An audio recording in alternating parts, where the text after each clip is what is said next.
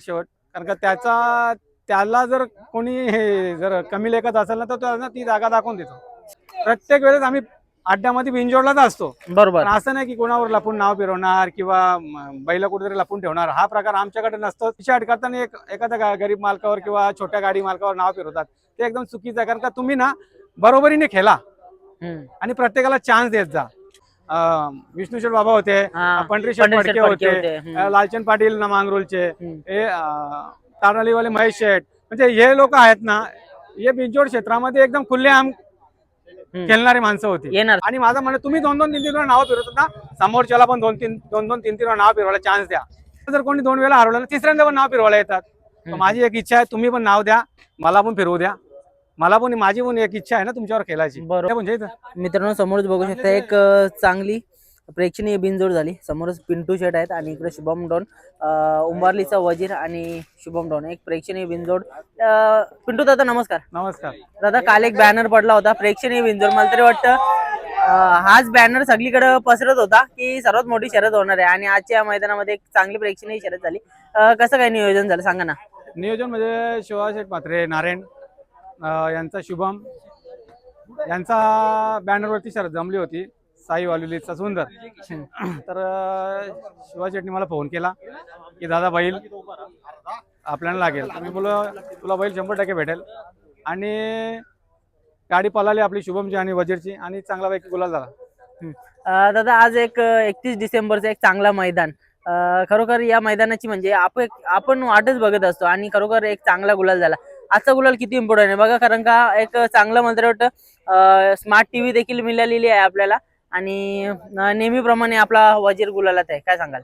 30% गुलाल आपला दरवर्षी ठरलेला असतो आणि तो वजीर घेतोच. म्हणजे मग वर्षाचा शेवटचा दिवस आणि उद्या येणारा नवीन, तो म्हणजे नवीन दिवसात शुभ गुलाल घेऊनच, म्हणजे एकदम शुभारंभ करूनच प्रवेश करतो. ओके दादा, आजचा गुलाल बघा कुठून कुठेतरी वर्ष संपत आहे आणि नवीन वर्ष चालू होत आहे. या वर्षामध्ये आपण खूप काय काय बघायला भेटलं आपल्याला.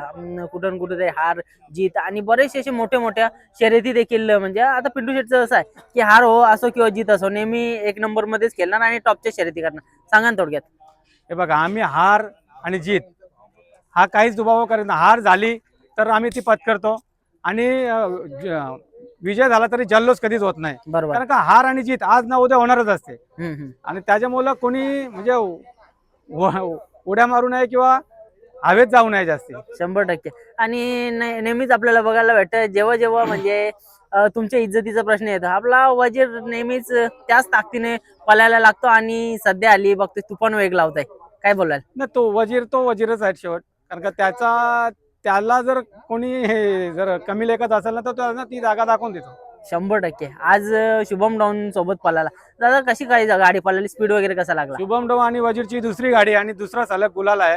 कारण का ही गाडी आहे ना, या गाडीचा स्पीड जबरदस्त असतो. मागच्या वेळेस पण आपली गाडी 2 चकडे पाठी पळत होती, पण पुढे बैलांनी गुलाल घेतला. बरोबर. कुठून कुठेतरी ओव्हरटेकचा भाषा म्हटलं तरी चालेल आपल्या वजीरला. काय सांगाल. वजीरचा ओव्हरटेकचा, त्याला जर बैल साथ देणारा असला तर तो 100% ओव्हरटेक करणारच. आणि आज शुभम हा कमी नाही आहे आणि तो पब्लिकने एवढा जबरदस्त पळतो आणि गाडी कशी दोन्ही बैल एकदम जुळून पळतात. नक्कीच दादा, आज गाडीचे ड्रायव्हर कोण होते. आपले सूरज ड्रायव्हर होते आणि पंकज ड्रायव्हर पण आपला, त्या दिवशी पंकजनी जबरदस्त गाडी हाकलली. आज सूरजने पण हाकलली, पण आज पण पंकज बसणार होता आणि सूरज पण बसणार होता. मी बोलतो दोघांना कोणी पण बसा, का दोन्ही आपले घरचे. आणि गणपत ड्रायव्हर पण आपला आहे, त्यांनी शार्दूलची गाडी हाकलली, पण ती काही कारणास्तव पडली. दादा, नक्कीच प्रत्येक मैदानावरती आल्याच्या नंतर 3-4 बिनजोड करायच्या आणि गुलाल घरी घेऊन जायचं, एकच आपला ध्येय असतं. काय सांगाल. नाही बघा, बिनजोड बिनजोडचं क्षेत्र राहिलं ना. मला तर आजच्या मैदानाच्या बद्दल बोलतो का, लोक आहेत ना आपले गाडा मालकच एकदम बेशिस्तपणाने झाले. माझी 1 वाजता गाडी खाली गेली होती शार्दूलची आणि मी लाईनीमध्ये होतो.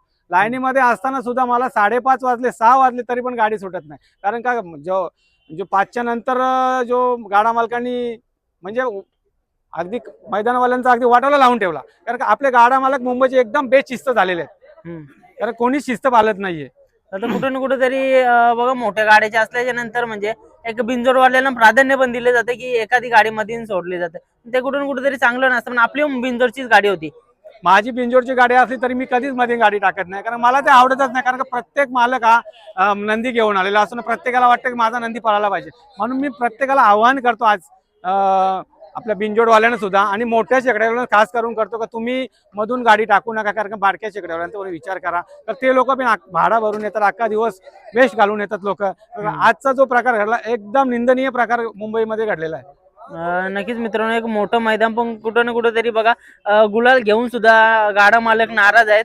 दादा आज समोर टीव्ही आहे, एक चांगलं बक्षीस मला तर वाटतं 1 नंबरचं बक्षीस भेटलंय, काय सांगाल? हे मिलिंद शेठचं मी धन्यवाद व्यक्त करतो, कारण मिलिंद शेठने आज त्यांच्या वाढदिवसानिमित्तानं 1 नंबरच्या गाडीसाठी त्यांनी LED दिलेली आहे आणि त्यांचं मी धन्यवाद त्यांना देतो की त्यांनी, आणि ती मला भेटली त्याच्यामुळे मी त्यांना धन्यवाद देतो. नक्कीच दादा, शुभेच्छा तुम्हाला आजच्या या गुलालासाठी. आजचा गुलाल तर भेटलाय, पण बघा नवीन वर्ष चालू होते. नवीन वर्ष दरवर्षी म्हणजे पिंटू शेट काही ना काहीतरी नवीन नवीन करण्याचा प्रयत्न करत असतो, चांगले चांगले शर्ती करण्याचा प्रयत्न करत असतो.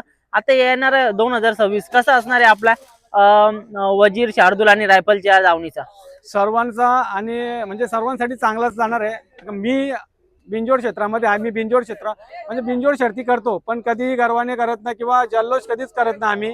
आणि प्रत्येक वेळेस आम्ही अड्ड्यामध्ये बिंजोडलाच असतो. बरोबर, पण असं नाही की कोणावर लपून नाव फिरवणार किंवा बैल कुठेतरी लपून ठेवणार, हा प्रकार आमच्याकडे नसतोच. मी खुल्या माझी बैल रस्त्याच्या कडेला बांधलेले असतात, कोणी पण बघावं कोणी पण यावं. बरोबर. पण असं नाही की काही लोक कसं मोठे मोठे बिंजोड वाढले आहेत, पण ते कुठेतरी पिछाड करताना एखाद्या गरीब मालकावर किंवा छोट्या गाडी मालकावर नाव फिरवतात. ते एकदम चुकीचं आहे, कारण का तुम्ही ना बरोबरीने खेळा आणि प्रत्येकाला चान्स देत जा. कुठं ना कुठं तरी असे समोर समोर बिनजोड व्हायला पाहिजे, काय वाटतं तुम्हाला? बिनजोडच्या शर्ती ह्या समोरच झाल्या पाहिजेत. कारण पहिले जे विष्णू शेठ आपले विष्णू शेठ बाबा होते, पंढरी शेठ फडके होते, लालचंद पाटील नामांगरोलचे, हे तारणालीवाले महेश शेठ, म्हणजे हे लोक आहेत ना, हे बिनजोड क्षेत्रामध्ये एकदम खुलेआम खेळणारी माणसं होती. येणार समोर हार पचवणार किंवा त्यांना विजय झाला तरी त्यांचा हे नव्हता, कारण सामने बरोबर. आज तुम्ही मला हरवलं, मी उद्या तुम्हाला हरवणार, अशी जिद्द होती. अशी जिद्द ठेवायला पाहिजे आणि समोरच्याला चान्स सुद्धा द्यायला पाहिजे. आणि माझं म्हणणं, तुम्ही 2-2, 3-3 वेळा नाव फिरवतात ना, समोरच्याला पण 2-2, 3-3 वेळा नाव फिरवायला चान्स द्या ओपनली. दादा बघा आता बिनजोड मध्ये पण 1 नंबर मध्ये पण बघा काही टॉपला पळणारे बैल आहेत, काही म्हणजे मिड रेंजला. पण आपल्या रेंजला जी शर्यत करायची मजा असते ना, ती वेगळी. तुम्हाला एक सांगू, एक किंवा 2 शर्ती एक मालकाशी झाल्या पाहिजेत, आणि तिसरी शर्यत झाली म्हणजे ती म्हणजे भानगडीचा प्रश्न येतो तिथं. आणि हे कुठेतरी थांबलं पाहिजे. कारण एक मालकाशी 2 वेळा शर्यत झाली ना, बाबा तुम्ही हरवलं मी हरवलं, संपला विषय, इथे सोडून द्यायला पाहिजे. पण काय करतात माहिती लोक, आता मला जर कोणी 2 वेळा हरवलं, तिसऱ्यांदा पण नाव फिरवायला येतात. माझी एक इच्छा आहे, तुम्ही पण नाव द्या, मला पण फिरवू द्या. मला पण, माझी पण एक इच्छा आहे ना तुमच्यावर खेळायची. बरोबर. म्हणजे कुठून ना कुठेतरी बघा असं 2-3 वेळा झाल्याच्या नंतर रागरोष पण मनात निर्माण होतं. तर अशा प्रकारच्या शर्यती म्हणजे पिंटू शेटच्या मध्ये तरी नाही व्हायला पाहिजे. सगळीच जण आणि माझा खेळ असा आहे, मी कधीच हार झाली कधीच नाराज होत नाही, त्याच जोशाने घरी जातो. नक्कीच. आणि मुलांना पण आज पण मी सांगून ठेवलेलं, कोणी जर आरडाओरडा केला तर माझ्या बरोबर पुन्हा यायचं नाही, कारण मला ते आवडतच नाही. आपण विजय झाला ना, विजय साजरा करा, आपण थोडा. नक्कीच दादा, कुठेतरी गालबोट लागेल असा कुठलाच प्रकार करू नका. चालेल दादा, खूप साऱ्या शुभेच्छा आजच्या गुलालासाठी. नक्कीच एक चांगली बिनजोड झाली. धन्यवाद दादा. धन्यवाद.